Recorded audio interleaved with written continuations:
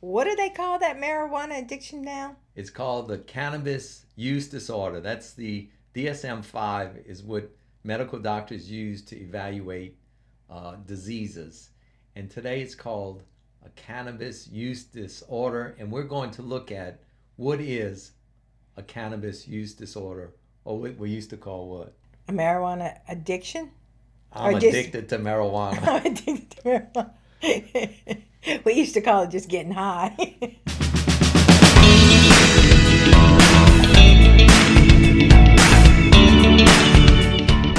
So let's look at a cannabis use disorder and what that means. Because there's the recreational use, there's the medical use, but if you use on a regular basis, then it crosses over into what we would call dependency or addiction, or today the medical term that they use is a cannabis use disorder. And so what is a cannabis use disorder? And this is directly from the DSM V, which is the diagnostic tool for medical doctors. It's a problematic pattern of cannabis use, of marijuana use, leading to clinically significant impairment or distress, which basically means the use is relating to a lot of negative consequences in your life. Yeah. As manifested by at least two of the following occurring within a 12-month period. Yeah. So if you have Two two of these of all of these in a 12-month in a period, 12-month period. You don't have to have them on the same day or the same month. Just two. then you qualify. Then you qualify. Then you're in the club. Yeah, you have joined my club. Welcome to the club. So what are two of the characteristics that you need to look for out of all these? One is if you have increased amounts over time. Right, where you wanting to smoke more than what you were smoking prior to. Yes. So it took you one joint, you felt high, and then in 2 or 3 months, that didn't even touch you. Now you need 2 joints to do it. Yes. Two is that you have difficulty stopping or lessening your intake. You know that you need to slow down on using, and you're having a hard time do that, and you're continuing to use. Right, like you have to take drug tests for work if you have marijuana in your bloodstream, because marijuana stays in your bloodstream longer than alcohol. Then what starts to happen is you're having difficulty stopping that because it's like, no, I need to take that drug test on Monday morning, and I can't stop smoking. Yeah. Or I'm not happy about stop smoking. At least two of these. The Yes, third just is two. unusual amounts of time getting, using, and recovering from marijuana use. Right. So I'm taking a lot of time to find it. I'm taking a lot of time to use it. And it's taking a longer time for me to recover from it. 4, having consistent cravings. So that basically means when you're not using, your body starts yearning, starts craving, your mind starts being obsessed with wanting more of it, and it's creating cravings in your life. Yeah. Next, continued use despite negative consequences. Yeah, I've lost my job, but that doesn't matter. I haven't stopped. My girlfriend says I'm a bum. I don't want to do anything anymore. I have no motivation. Too bad. Let that go. You keep using, I'm going to break up with you. And I keep using. Bye-bye. Bye-bye. This has become my girlfriend, my boyfriend versus that human being. Yes. Next would be using in high-risk situations. Example would be like driving, operating heavy machinery.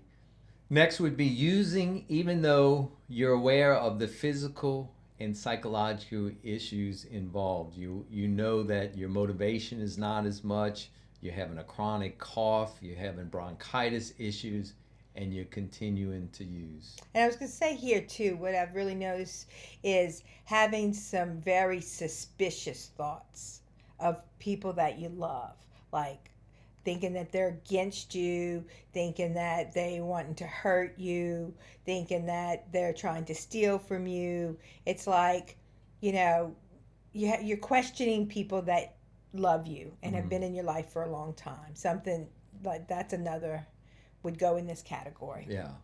The next would be a building of tolerance levels, which means what?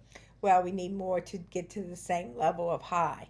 So if it took one joint to get here, now it takes 3 joints to get here.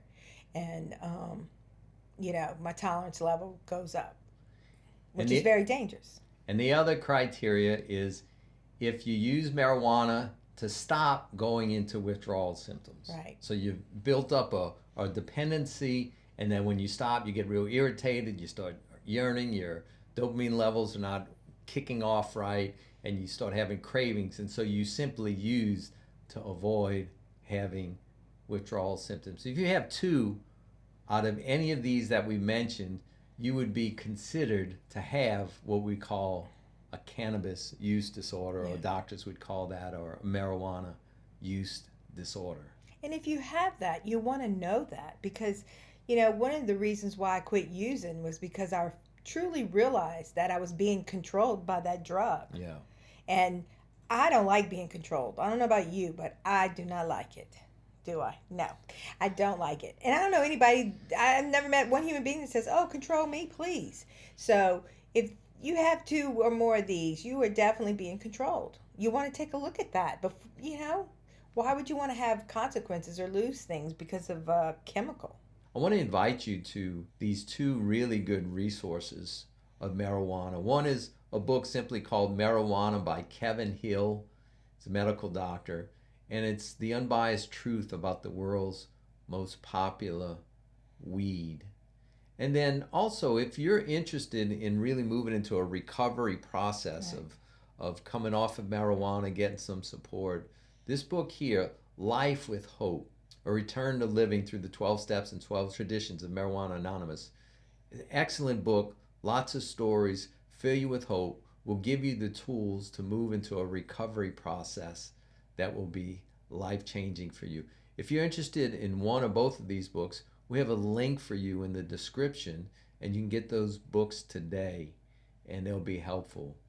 And secondly, we've identified, like, is it helpful, is it harmful? And perhaps in this video, you're kind of putting together that so-and-so, this loved one, this friend of mine, an associate has an issue with addiction, may have a problem with marijuana, abuse disorder. We would like to help you with that, because sometimes you don't know how to interact with somebody that's struggling. Oh, yeah. A lot of people don't know how to react. What are the do's and don'ts? Yeah, because you want to do it right, if possible. To help them get better, but not to help them get worse. Right. So I'd encourage you to check out this video, Addiction, Are You Helping or Hurting? And to check on that right now, just click on the screen, and that'll be very helpful for you. And we will see you in the next video.